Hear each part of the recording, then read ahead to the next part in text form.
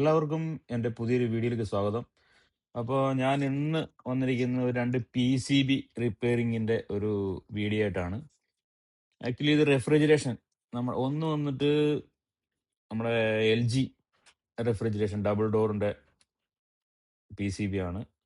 ഒന്ന് സാംസങ്ങിൻ്റെ refrigeration PCB ആണ്, ഡബിൾ ഡോർ. അപ്പോൾ ഇതിൻ്റെ കംപ്ലൈൻറ്റ് എന്തോന്ന് നമുക്ക് കണ്ടുപിടിക്കാം. അപ്പം നമുക്കിത് എങ്ങനെ റെക്ടിഫൈ ചെയ്യാൻ പറ്റുമെന്ന് നോക്കാം. രണ്ട് ബോർഡുണ്ട്, രണ്ടും ഓൾമോസ്റ്റ് സെയിം ആണ്, പക്ഷേ ഡിഫറെൻറ്റ് കമ്പനിയാണ്. ഓൾമോസ്റ്റ് സെയിം എന്ന് പറഞ്ഞാൽ ഇതിലൊരു ഇൻഡിക്കേഷൻ ലാമ്പുണ്ട്, നമുക്ക് അലാം ഫാൾട്ട് അറിയാനുള്ളൊരു. ഇതിനകത്ത് അങ്ങനെ ഒരു ഇൻഡിക്കേഷൻ ലാമ്പ് ഇല്ല, മീൻസ് LED ഇല്ല. ഇതിനകത്തൊരു LED ഉണ്ട്. ഇത് വെച്ച് നമുക്ക് ഫാൾട്ട് അലാം വന്നു കഴിഞ്ഞാൽ എന്തെങ്കിലും ഫാൾട്ട് വന്നാൽ കണ്ടുപിടിക്കാൻ പറ്റും. ഓക്കെ, അപ്പോൾ നമുക്ക് എങ്ങനെയാണെന്ന് നോക്കാം. എങ്ങനെ നമുക്ക് ചെക്ക് ചെയ്യാം, എങ്ങനെ ഫാൾട്ട് കണ്ടുപിടിക്കാം എന്ന് ചെക്ക് ചെയ്യാം. രണ്ട് ബോർഡുണ്ട്. ഓക്കെ, അപ്പം നമുക്ക് വീഡിയോയിലേക്ക് കിടക്കാം.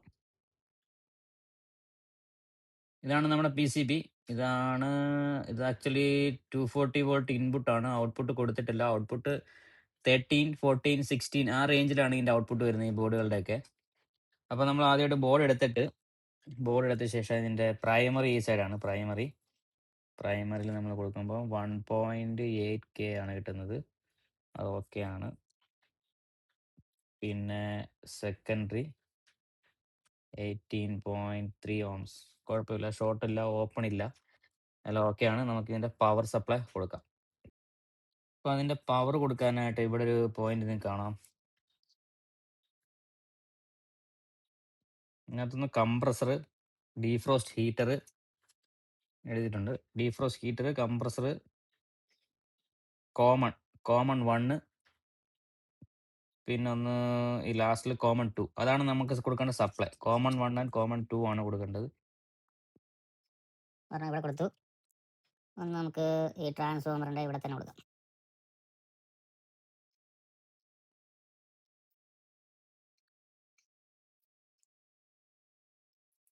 ഇനിയിപ്പോൾ നമുക്കിത് ഓൺ ആക്കി നോക്കാം. പവർ കൊടുക്കാം. പവർ കൊടുത്തു. ഈ സൈഡ് എല്ലാം ഹോട്ട് സൈഡാണ്, പവർ ഷോക്ക് അടിക്കുന്ന സൈഡാണ് ഈ സൈഡ്. അപ്പോൾ അതുകൊണ്ട് കൈ കൊണ്ടൊന്നും തൊടാതിരിക്കുക. അതെല്ലാം റിലേ ഔട്ട്പുട്ടുകളാണ്. കംപ്രസർ, ഹീറ്റർ, ഇതൊക്കെയാണ് ഇതിൻ്റെ.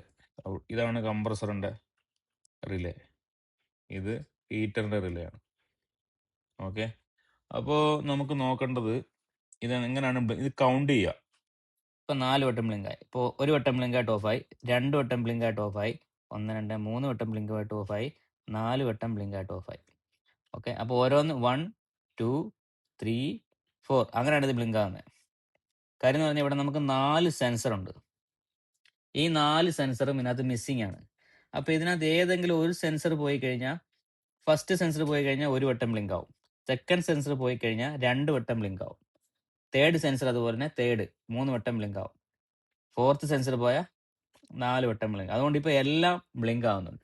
അപ്പം നമുക്കിവിടെ സെൻസർ കണക്ട് ചെയ്യണം. ഇപ്പോൾ ഇത് NDC സെൻസറാണ് നോർമലായിട്ട് വരുന്നത്. ഇത് കൊടുത്തിരിക്കുന്നതാണ് നിങ്ങൾക്ക് RS എന്ന് കൊടുത്തിട്ടുണ്ട്, RSR -SCM എന്ന് കൊടുത്തിട്ടുണ്ട്. അത് വന്നിട്ട് നമ്മുടെ റിട്ടേൺ എയർ ടെമ്പറേച്ചറാണ്, റിട്ടേൺ എയർ ടെമ്പറേച്ചർ. പിന്നെ ഒന്ന് കൊടുത്തിരിക്കുന്നത് റൂം എന്ന് വെച്ചാൽ ക്യാബിനകത്തെ ടെമ്പറേച്ചർ. പിന്നെ ഒന്ന് എക്സ്റ്റേണൽ ഔട്ട്സൈഡ് ടെമ്പറേച്ചർ. പിന്നെ കൊടുത്തേക്കുന്നത് ഇവാപ്പറേറ്റർ ടെമ്പറേച്ചർ. നമ്മുടെ ഇവാപ്പറേറ്റർ മീൻസ് എന്താ, കോയിലിൻ്റെ ടെമ്പറേച്ചർ. ഇത്രയാണ് സെൻസർ, 4 സെൻസർ കൊടുത്തിട്ടുണ്ട്. അപ്പം നമുക്ക് ഈ അലാം റെക്ടിഫൈ ചെയ്താൽ മാത്രമേ ഇതിൻ്റെ ഔട്ട്പുട്ട് വരത്തുള്ളൂ. അപ്പം നമുക്കിവിടെ സെൻസർ ഇപ്പോൾ കൊടുക്കുന്നില്ല നമ്മൾ. ഇതിപ്പം ഓൾമോസ്റ്റ് 5K ആണ് ഇതിൻ്റെ സെൻസർ വരുന്നത്, NDC ആയിരിക്കും വരുന്നത്. അപ്പം നമ്മളൊരു 3 പോയിന്റ് സംതിങ്ങിൻ്റെ റെസിസ്റ്റൻസ് ഇട്ട് നമ്മൾ ഷോർട്ട് ചെയ്ത് കൊടുക്കാൻ പോകണം. ഓക്കെ, ആദ്യം പവർ ഓഫ് ചെയ്യാം. ഓക്കെ, നമ്മളിപ്പം ഈ റെസിസ്റ്റൻസ് എടുത്തിരിക്കുന്നതിൻ്റെ വാല്യൂം ചെക്ക് ചെയ്യാം.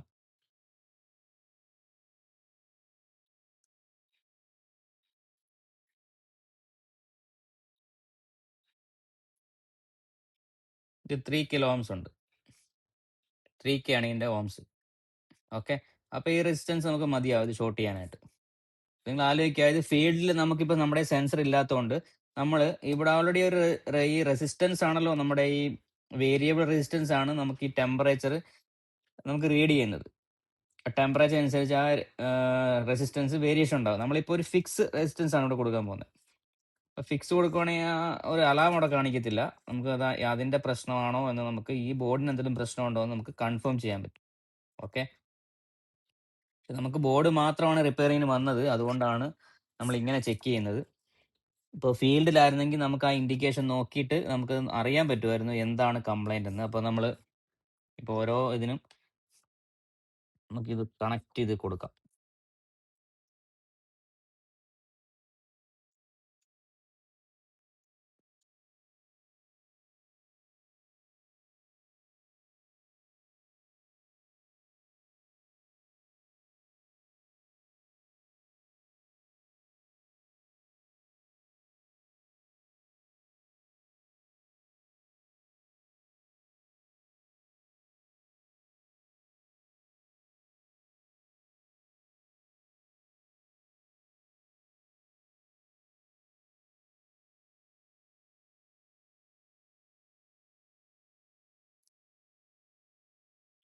ഓക്കെ, നമ്മളങ്ങനെ സെൻസർ 4 കൊടുത്തിട്ടുണ്ട്. മീൻസ് റെസിസ്റ്റൻസ് വാല്യൂ അവിടെ ഫിക്സ്ഡ് ആക്കി വെച്ചിട്ടുണ്ട്. ഓക്കെ, അതിനുശേഷം നമുക്ക് പവർ കൊടുക്കാം. ലൈറ്റ് ബ്ലിങ്ക് ആവുന്നില്ല, മീൻസ് PCB ഇപ്പോൾ ഓക്കെ ആണ്. ഇപ്പോൾ ലൈറ്റ് ബ്ലിങ്ക് ആവുന്നില്ല, ഫിക്സ് ആയിട്ട് നിൽക്കുക. നോ എനി അലാംസ് ഒന്നുമില്ല. ഓക്കെ, അപ്പോൾ ഇപ്പം നമ്മൾ ഇതിൻ്റെ കംപ്രസറിൻ്റെ ഔട്ട്പുട്ട് വരുന്നുണ്ടോ എന്ന് ചെക്ക് ചെയ്യാനായിട്ട് നമുക്കൊരു ഇൻഡിക്കേഷൻ ലാമ്പ് അവിടെ കൊടുക്കാം. ഇതേന്ന് കൊടുത്തു. ഇത് ഈ ലൈനല്ലേ ഇവിടെ നിന്ന് കയറി ഇങ്ങോട്ട് വരുന്നത്? ഇതാ നിങ്ങൾക്ക് സർക്യൂട്ട് നോക്കിയാൽ അറിയാം. ഈ ലൈനാണ് കയറി ഇതിലെ വന്ന് ഈ റിലേ അവിടെ നിൽപ്പുണ്ട്. ഇവിടെ നിൽക്കുകയാണ്. റിലേ ഓൺ ആയി കഴിഞ്ഞാൽ അതിൻ്റെ ഔട്ട്പുട്ട് വരും. അപ്പോൾ നമുക്ക് അടുത്ത് കൊടുക്കേണ്ടത് ഇവിടാണ്. ഓക്കെ, ഈ ഒരു ഫേസിലാണ് ഇത് കൊടുക്കേണ്ടത്. നമുക്ക് ഇവിടെ നിന്ന് ഇത് ലൂപ്പ് ചെയ്യാം.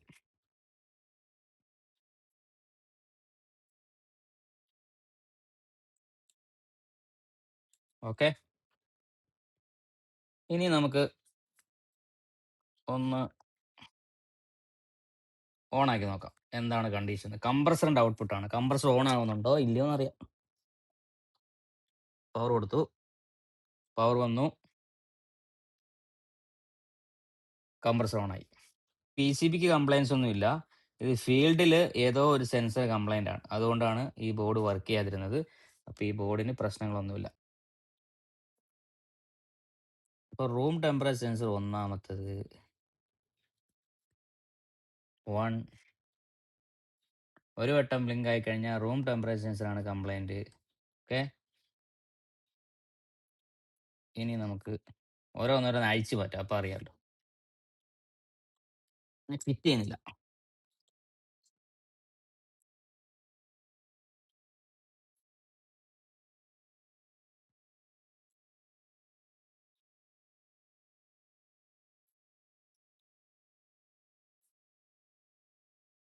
ഇനി എത്ര വട്ടം ബ്ലിങ്ക് ആണെന്ന് നോക്കട്ടെ.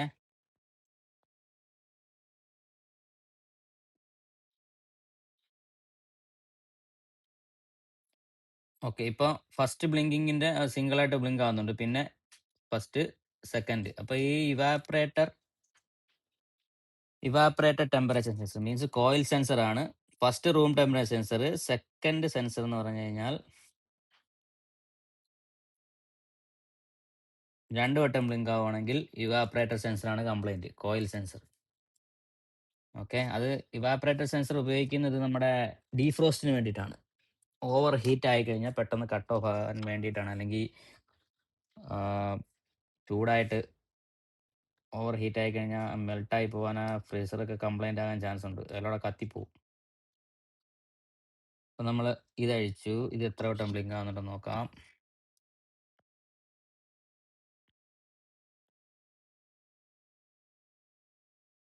ഇത് 3. അപ്പോൾ കറക്റ്റായിട്ട് നമ്മൾ നോക്കിയത് 1 2 3 എക്സ്റ്റേണൽ സെൻസർ 3, 1 ഇവിടെ 3, പിന്നെ ഈ last return air 4. Okay, first room temperature sensor, first blinking, second blinking evaporator sensor, third blinking external temperature sensor, fourth blinking return ആയ ടെമ്പറേച്ചർ സെൻസർ. അപ്പോൾ ഇതാണ് സംഭവം. അപ്പോൾ ഇത് ക്ലിയർ ആയിട്ടുണ്ട്, ഇനി ഇഷ്യൂ ഒന്നുമില്ല. ഓക്കെ, അപ്പോൾ നമുക്കിത് അഴിച്ച് ക്ലിയർ ആക്കി സൈഡാക്കി വെക്കാം. അപ്പോൾ നമുക്ക് അടുത്ത വീഡിയോ നെക്സ്റ്റ് ബോർഡ് ചെയ്യാനായിട്ട് നമുക്ക് നോക്കാം. ഈ ബോർഡിന് വേണ്ടിയിട്ട് അടുത്ത വീഡിയോയിൽ നമുക്ക് ചെയ്യാം. Thank you for watching. എല്ലാവരും സപ്പോർട്ട് ചെയ്യുക, ലൈക്ക് ചെയ്യുക, ഷെയർ ചെയ്യുക. Thank you.